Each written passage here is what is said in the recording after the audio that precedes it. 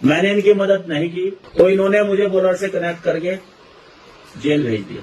यहाँ पे भी आप झूठ बोल रहे हैं कि मैं 1 साल से सेवा में नहीं था।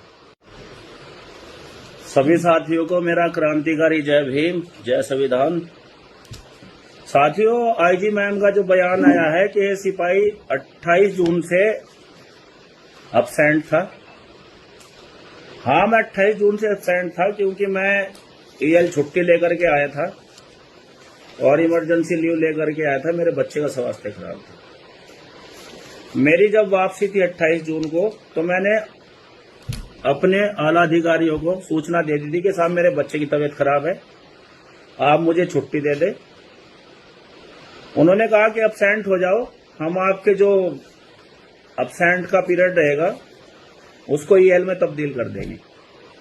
दूसरी बात यह है मैम कि आप ये कहना चाह रही हैं कि मैं 1 साल से सेवा में नहीं था। अगर मैं 1 साल से सेवा में नहीं था तो आदेश दिया था मुझे एसपी महोदय द्वारा, और वो आदेश ये है 12/4/2026, जो कि आपने मुझे सेवा में वापस किया था और मैं ड्यूटी पर था। यहां पे भी आप झूठ बोल रहे हैं। ये हो गया। अच्छा, उससे पहले मैं 28/4/2026 को आपने जान पूछ करके मेरा रिजाइन एक्सेप्ट नहीं किया। इसमें 3 महीने का प्रोसीजर होता है। और आप कह रहे हैं कि दिल्ली जंतर मंतर पर जो मैंने अनबगल बयान दिया है, जो उन बच्चों का समर्थन बढ़ाया है। जब मैं दिल्ली जंतर मंतर पर गया और मैंने वहां सार्वजनिक तौर से उन बच्चों के समर्थन में अपनी आवाज उठाई, तो उसके बाद मैं आपसे ये पूछना चाहता हूं, जब मैं 1 साल से सेवा में नहीं था तो आपने अब तक 14/1 की कार्रवाई, बर्खास्ती कार्रवाई क्यों नहीं की है? फिर मैं आपसे पूछना चाहता हूं, ये इतना भारी भरकम कागज जो कई टनों का वजन है, इसमें ऐसे 2 पुलिस की गाड़ियां लेकर आई है, जो मेरे पास सीसीटीवी फुटेज है। मैं क्या समझे इस भारी भरकम कागज को 2 गाड़ियां पुलिस की लेकर के आई है? इस पर आप बताएंगे? उससे पहले जो आपने नोटिस दिए है मुझे, उसमें जो है एक खाली होमगार्ड आता था। ये नोटिस तामील कराया है आपने मुझसे, और तामील करा करके एसपी साहब के साइन है इसमें, वो ले जाता था। आप मुझे जबरदस्ती हिस्ट्री सीट कह रहे हैं, अपराधी बता रहे हैं। क्या आप हाई कोर्ट, सुप्रीम कोर्ट से बड़े हैं? जब मामला माननीय उच्च न्यायालय में विचाराधीन है, और उसमें भी ये है कि जिस दिन ट्रायल पे लोअर कोर्ट में मुकदमा आया, उसी दिन जज साहब समझ गए थे कि इन बच्चों को, शेर सिंह को, रसंजैदी को राजनीतिक शिकार हुए हैं ये। तो मैं आपको बता देना चाहता हूं कि उसमें 111, 351 और 352 उसी दिन तत्काल प्रभाव से जज साहब ने वो धारा हटा दी थी। और आपसे बता देना चाहता हूं कि आप जो ये कर रहे हैं, मुझे अपराधी बता रहे हैं, अगर आपका यही चलता रहा तो मैं माननीय हाई कोर्ट में आपके खिलाफ मानहानि का मुकदमा डालूंगा। और आपने जो 20 जुलाई को वो ऑर्डर टाइप किया है,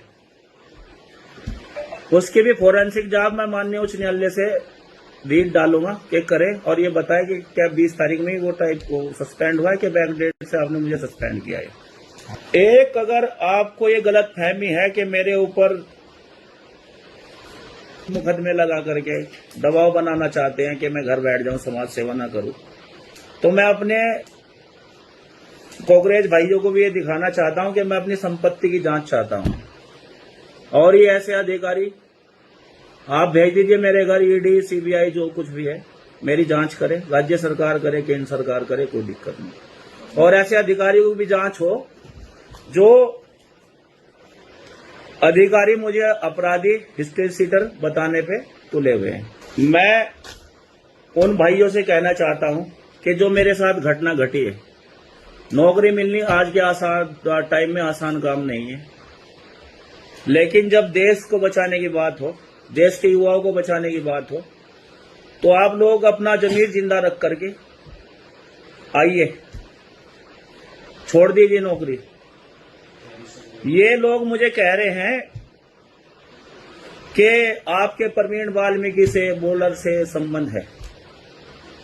मैं आपको बता देना चाहता हूं कि कुछ अधिकारियों ने मुझे कहा था कि बोलर है जो भाजपा का पार्षद है, मुझे नहीं पता था वो गैंगस्टर है, आप लोग पता कर लेना उसके बारे में। मैं उससे मिला था इनके कहने पे कि मेयर की मदद करनी है, आपको चुनाव की बात कर रहा हूं। मैंने इनकी मदद नहीं की, क्योंकि ये ऐसे अधिकारी क्या करते थे, जैसे मैं 2 अप्रैल भारत में निर्दोष हुआ था तो मेरे ऊपर प्रेशर बनाते थे कि फाइल तुम्हारी दोबारा खोल दोगे, ये रैली सफल करा दो, ये रैली सफल करा दो। मैं इनसे परेशान होकर के मना कर दिया कि मैं ये काम तुम्हारे लिए नहीं करूंगा, तो इन्होंने मुझे बोलर से कनेक्ट करके जेल भेज दिया। इसी के साथ जय भीम, जय भारत, जय संविधान, वंदे मातरम।